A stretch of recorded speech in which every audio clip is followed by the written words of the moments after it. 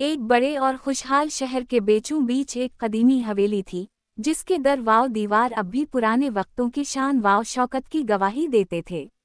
ये हवेली चौ खानदान की थी, एक ऐसा खानदान जो दौलत, रोब और शान के लिए मशहूर था।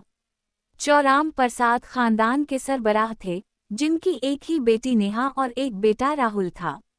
नेहा की शादी कई साल पहले दुबई में कारोबार करने वाले एक बिजनेसमैन से हो चुकी थी, जबकि राहुल की शादी कुछ ही माह पहले रेशमा से हुई थी। रेशमा एक निहायत हसीन, तालीम याफ्ता और शहरी मिजाज रखने वाली लड़की थी। वो दिल्ली के एक मुअज़्ज़ज़ मगर दरमियाने तबके के घराने से ताल्लुक़ रखती थी। उसने भी काम के बाद फैशन डिज़ाइनिंग में मास्टर्स किया था और शादी से पहले एक मारूफ फैशन हाउस में डिज़ाइनर के तौर पर काम करती थी। लेकिन शादी के बाद वो अपना कैरियर छोड़कर ससुराल आ गई थी, क्योंकि सास श्रीमती कामनी देवी को ये बात बिल्कुल पसंद नहीं थी कि उनकी बहू बाहर जाकर काम करे। कामनी देवी की शख्सियत में एक अजीब इम्तिजाज था। वो बज़ाहिर नरम, मजहबी और रिवायत पसंद औरत दिखाई देती थीं, मगर अंदर से उन्हें अपनी इज्जत, रोब और शान वाव शौकत से बढ़कर कुछ अजीज ना था। वो चाहती थी कि उनकी बहू पूरे खानदान और समाज में उनकी इज्जत में इजाफा करे, मगर साथ ही ये भी चाहती थी कि बहू उनकी हर बात, हर हुक्म बगैर सवाल किए माने। रेशमा ने शुरू में बहुत कोशिश की कि वो सास का दिल जीत ले। वो सुबह सवेरे उठकर मंदिर की सफाई करती, दिए जलाती, प्रसाद बनाती और फिर नाश्ते की तैयारी में लग जाती। मगर कामनी देवी को हमेशा किसी न किसी चीज में खामी नजर आती। ये पूरी सही तरह नहीं फूली, चाय में पत्ती ज्यादा है, साड़ी ठीक से नहीं पहनी, देखो किस तरह पल्लू नीचे गिर रहा है। राहुल अपनी माँ का बहुत लाडला था और उसने बचपन से यही देखा था कि माँ की बात कानून है। जब कभी रेशमा ने कुछ कहना चाहा, वो फौरन बोलता, रेशमा, मम्मी का तजुर्बा तुमसे ज्यादा है, उनकी बात मान लो। ऐसे में रेशमा अक्सर चुप रह जाती, मगर उसके दिल में एक छोटी सी चिंगारी सुलगने लगी थी। एक दिन शाम के वक्त जब पूरा खानदान ड्राइंग रूम में बैठा चाय पी रहा था, कामनी देवी ने ऐलान किया, अगले महीने हमारे मोहल्ले में करवा चौथ का बड़ा प्रोग्राम होगा। हर साल मैं सबसे खास साड़ी पहनती हूँ, मगर इस बार चाहती हूँ कि मेरी बहू का लिबास सबसे ज्यादा शानदार हो। आखिर लोग यही तो देखेंगे कि चौ खानदान की बहू कैसा लगी। रेशमा ने मुस्कुराते हुए कहा, जी मम्मी, मैं खुद कुछ खास डिजाइन कर लेती हूँ। मैं फैशन डिजाइनर हूँ ना, तो कुछ अलग बनाऊंगी। कामनी देवी ने फौरन तेवरी चढ़ाई, नहीं नहीं, तुम्हारी ये जदीद डिजाइनिंग यहाँ नहीं चलेगी। मैं खुद ऑर्डर दूंगी। मैं चाहती हूँ कि तुम 5 लाख का लहंगा पहनो और 10 लाख की ज्वेलरी। लोग देखकर चौंक जाएं। राहुल ने हंसते हुए कहा, वाह मम्मी, बहू तो पूरे हीरों की रानी लगेगी। रेशमा के दिल में एक अजीब एहसास पैदा हुआ। वो सोचने लगी कि क्या औरत की खूबसूरती, उसकी पहचान सिर्फ उसके लिबास और जेवर से होती है। मगर उसने कुछ नहीं कहा। वो जानती थी कि अगर वो बोली तो उसे बदतमीज कहा जाएगा। अगले दिन कामनी देवी अपने पसंदीदा ज्वेलर के पास गईं। उन्होंने वहां 10 लाख रुपए की हार, कानों के झमके, चूड़ियां और नथ पसंद की।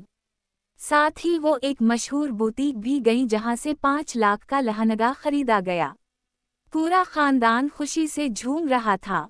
राहुल अपनी मां के साथ तस्वीरें ले रहा था और सोशल मीडिया पर पोस्ट डाल रहा था, मेरी बीवी के लिए मां की पसंद, दुनिया की सबसे खास।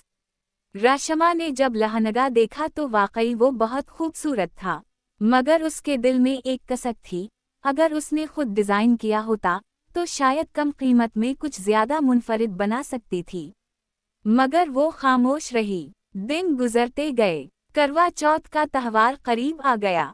पूरे मोहल्ले में चर्चा था कि चौ खानदान की बहू के जेवर और लहंगे की कीमत ने सबको हैरान कर दिया है। कुछ औरतें हसद में मुब्तला थीं, कुछ तारीफें कर रही थीं। कामनी देवी के चेहरे पर फख्र की झलक थी। उन्हें यही तो चाहिए था, सबकी तवज्जो, सबकी वाह वाह। करवा चौथ की सुबह हवेली में रौनक ही रौनक थी। पूरे घर में मेहंदी की खुशबू फैली हुई थी। औरतें हंसती गाती जा रही थीं। रेशमा ने सबसे आखिर में मेहंदी लगवाई। जब मेहंदी वाला उसके हाथ पर राहुल का नाम लिख रहा था, तो वो हल्के से मुस्कुराई। दिल में एक अजीब दुआ थी कि शायद ये दिन उसके रिश्ते में कुछ नरमी ले आए। शाम को जब वो तैयार हुई, तो वाकई वो किसी राजकुमारी से कम नहीं लग रही थी। लहंगे का हर मोती रोशनी में चमक रहा था और ज्वेलरी उसके चेहरे को जगमगा रही थी। मगर उसकी आंखों में एक हल्की सी उदासी छपी हुई थी, जिसे शायद कोई देख नहीं पा रहा था। राहुल ने आकर कहा, रेशमा, तुम तो गजब ढा रही हो। मम्मी देखें तो सही, बहू की क्या शान है।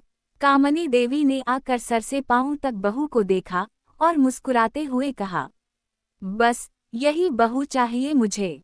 अब लोग कहेंगे कामनी देवी की बहू सबसे हसीन है। रात को जब तमाम औरतें चांद देखकर पूजा करने लगें, तो हर कोई रेशमा की तारीफ कर रहा था। मगर उसी वक्त एक औरत ने हंसते हुए कहा, इतनी महंगी ज्वेलरी पहनी है, जरा ख्याल रखना कहीं चोरी ना हो जाए। सबने हंस दिया, मगर कामनी देवी के चेहरे पर लम्हा भर के लिए फकरमंदी छा गई। उन्होंने फौरन अपने मुलाजिम से कहा कि ज्वेलरी का ध्यान रखे। पूजा खत्म हुई, सबने राहुल के हाथ से पानी पिया। सब खुश थे, मगर रात के आखिरी खा कुछ अजीब हुआ। जब सब सो चुके थे, कामनी देवी के कमरे से चीखने की आवाज आई, मेरी बहू का हार, मेरा 10 लाख का हार गायब है। पूरा घर जाग गया। राहुल, रेशमा, नौकर सब जुमा हो गए। कामनी देवी गुस्से में कांप रही थीं। ये मुमकिन ही नहीं कि घर के बाहर का कोई आया हो। दरवाजा बंद था, जरूर घर के किसी बंदे ने चोरी की है। रेशमा के चेहरे का रंग उड़ गया। उसने फौरन कहा, मम्मी, मैंने कुछ नहीं किया, मैं तो अपना लहंगा संभाल रही थी। तो फिर और कौन करेगा? कामनी देवी चीखें, जिसके पास जेवर थे वही जिम्मेदार है। राहुल खामोश खड़ा रहा। वो अपनी माँ की तरफ देख रहा था और फिर बहू की तरफ। उसके चेहरे पर उलझन थी। मुलाजिमों के कमरे तलाशी लिए गए, मगर कुछ नहीं मिला। आखिरकार सबकी नजरें रेशमा पर ठहर गईं। कामनी देवी ने कहा, देखो, मैं तुम्हें कुछ कह नहीं रही, मगर जब तक हार नहीं मिलता, तुम कहीं नहीं जाओगी। सुबह पुलिस को बुलाऊंगी। ये सुनकर रेशमा के कदमों तले जमीन निकल गई। उसने राहुल की तरफ देखा, मगर उसने नजरें चरा लें। अगली सुबह वाकई पुलिस आ गई। पूरे मोहल्ले में खबर फैल गई कि चौ खानदान में चोरी हुई है और शक बहू पर है। सब तमाशाई बने हुए थे। पुलिस ने घर की तलाशी ली। जब वो रेशमा के कमरे में गए, तो एक दराज से हार का बॉक्स बरामद हुआ। कामनी देवी ने गुस्से से चीखा, मैंने कहा था ना, यही चोर है, मेरी इज्जत मिट्टी में मिला दी। रेशमा की आंखों से आंसू बहने लगे। मैंने कुछ नहीं किया, यकीन कीजिए। किसी ने ये बॉक्स वहां रखा है। मगर किसी ने उसकी बात ना सुनी। राहुल ने भी खामोशी इख्तियार की। पुलिस ने बस रस्मी कार्रवाई की और कहा कि अगर खानदान चाहे तो शिकायत दर्ज कर सकता है। कामनी देवी ने कहा, नहीं, पुलिस को छोड़ो, मैं अपनी बहू की बदनामी नहीं चाहती, मगर अब ये लड़की इस घर में नहीं रहेगी। ये सुनकर रेशमा का दिल टूट गया। उसने अपने जेवरात उतारे, लहंगा बदलकर सादा कपड़े पहने और माँ के घर वापस चली गई। दिन, हफ्ते और महीने गुजर गए। राहुल ने ना कभी उससे राब्ता किया, ना उसकी माँ ने कोई पैगाम भेजा। रेशमा ने अपनी पुरानी नौकरी दोबारा ज्वाइन कर ली। वो दिन रात काम में लग गई, मगर उसके दिल में एक सवाल बार बार गूंजतन रहा, क्या मेरा कसूर सिर्फ ये था कि मैंने उनकी तारीफ के मयार पर पूरा नहीं उतरा?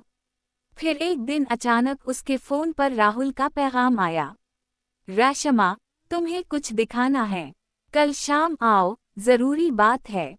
रेशमा के दिल में एक तूफान उठा। वो सोचती रही कि जाए या ना जाए, मगर आखिरकार उसने जाने का फैसला किया। जब वो शाम को हवेली पहुंची, तो वहां माहौल बिल्कुल खामोश था। कामनी देवी सोफे पर बैठी थीं, चेहरा उतरा हवा, और राहुल के हाथ में एक फाइल थी। राहुल ने आहिस्ता से कहा, रेशमा, हमें सच मिल गया है। मुलाजिमा के शौहर ने हार बेचा था। उसने इकरार कर लिया है। वही तुम्हारे कमरे में बॉक्स रख गया था ताकि शक तुम पर आए। रेशमा खामोश खड़ी रही। उसके आंसू खुद बखुद बहने लगे। कामनी देवी ने नजरें नीची कर लें। मैंने तुम पर शक किया, बेटी। मेरी आंखों पर गुरूर का पर्दा था। मैंने हमेशा इज्जत को जेवर से तोला, मगर तुमने अपनी सच्चाई से मुझे शर्मिंदा कर दिया।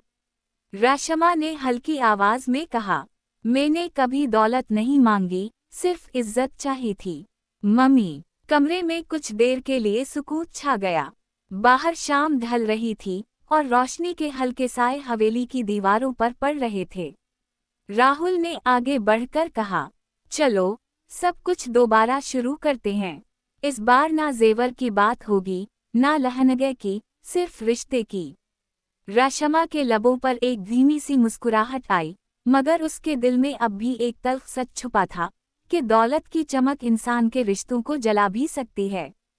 हवेली में उस रात के बाद जैसे वक्त रुक गया था। कामनी देवी के चेहरे से गुरूर की चमक गायब थी और दिल में शर्मिंदगी का बोझ बढ़ता जा रहा था। वो दिन रात सोचते, मैंने अपनी बहू के साथ इंसाफ नहीं किया।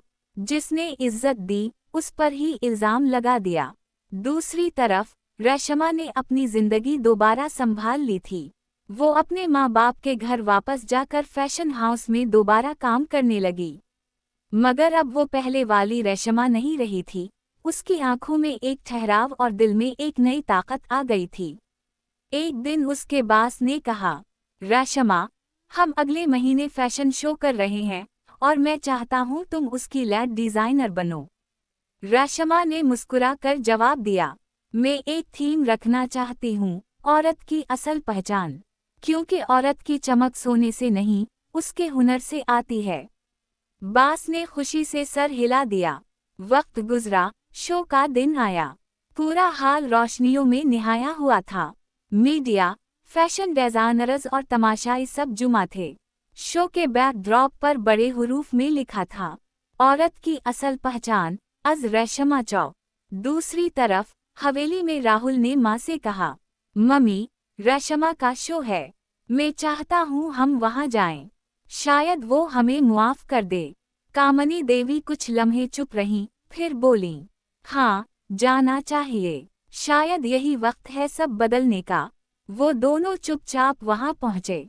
हाल में जब लाइट्स मध्यम हुए और शो शुरू हुआ, तो हर लिबास एक कहानी सुनाने लगा। किसी पर लिखा था हिम्मत, किसी पर सच्चाई, किसी पर इज्जत। कामनी देवी की आंखें भीगने लगें। आखिर में जब रेशमा खुद स्टेज पर आई, उसने सादा सा लाल साड़ी पहनी हुई थी, बगैर किसी जेवर के। मगर उसका एतमाद सबसे ज्यादा चमक रहा था। वो माइक पर बोली, मैं ये शो उन औरतों के लिए कर रही हूँ जो अपनी पहचान दूसरों की पसंद से नहीं, अपने ख्वाबों से बनाती हैं। औरत की असल कीमत उसके किरदार में है, जेवरात में नहीं। पूरा हाल तालियों से गूंज उठा। राहुल अपनी जगह से उठा और आहिस्ता आहिस्ता स्टेज की तरफ गया। उसने माइक पकड़ा और बोला, ये औरत मेरी बीवी है, मगर उससे बढ़कर मेरी रहनुमाई करने वाली है। मैंने उसका दिल तोड़ा, मगर उसने अपनी सच्चाई से हमें जीत लिया।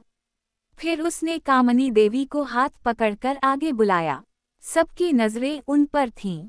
कामनी देवी के हाथ में एक छोटा सा डब्बा था, वही हार जिसने कभी रेशमा की जिंदगी बदल दी थी। वो आगे बढ़े और नरम आवाज में बोलीं, रेशमा, ये हार उस वक्त मेरा गुरूर था।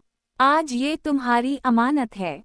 तुमने दिखा दिया कि इज्जत जेवर से नहीं, दिल से मिलती है। मैं तुमसे माफी मांगती हूँ। रेशमा की आंखों से आंसू बह निकले। उसने सास के कदम छुए। मम्मी, मैंने कभी आपसे नफरत नहीं की। मैं सिर्फ चाहती थी कि आप मुझे समझें। कामनी देवी ने उसे गले लगा लिया। पूरा हाल खड़ा होकर तालियां बजा रहा था। इस दिन के बाद हवेली में सब बदल गया। रेशमा वापस आई, मगर अब सिर्फ बहू नहीं, बेटी बनकर। कामनी देवी हर काम में उससे मशवरा लेती। उन्होंने पहली बार फख्र से कहा, मेरी बहू फैशन डिजाइनर है जो औरतों को उनकी पहचान सिखा रही है। एक दिन वो बोली, रेशमा, मैं चाहती हूँ तुम अपना फैशन हाउस खोलो।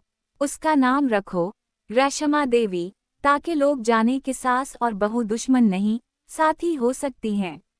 रेशमा ने हैरत से कहा, मम्मी, आप वाकई बदल गई हैं। कामनी देवी हंसे, नहीं, मैं वही हूँ, बस अब गुरूर की जगह मोहब्बत ने ले ली है। कुछ महीनों बाद रेशमा देवी के नाम से फैशन हाउस लॉन्च हुआ। इफ्तिताह के मौका पर पूरा मीडिया मौजूद था। रिपोर्टर ने पूछा, मैडम, आपकी कामयाबी का राज क्या है? रेशमा ने सास की तरफ देखकर कहा, एक औरत का बदलना। जब सास माँ बन जाए तो बहू पहाड़ भी हिला सकती है। इवेंट के बाद वो दोनों घर आए। रात का चांद चमक रहा था। कामनी देवी ने कहा, याद है जब तुमने 5 लाख का लहंगा पहना था? उस दिन तुम चमक रही थीं, मगर आज तुम रोशनी बिन गई हो। रेशमा ने नरमी से जवाब दिया, मम्मी, उस दिन जेवर चमक रहा था, आज मेरा दिल। दोनों मुस्कुरा कर चांद देखती रहीं। हवेली में अब कोई गुरूर नहीं था, बस मोहब्बत थी। राहुल ने आकर कहा, मेरा घर अब महल नहीं, जन्नत लगता है। रेशमा ने हंसते हुए कहा, क्योंकि यहाँ जेवर नहीं, समझदारी चमक रही है। और वाकई उस दिन से हवेली में एक नया उसूल कायम हो गया। इज्जत किसी चीज से नहीं, रवैये से बनती है।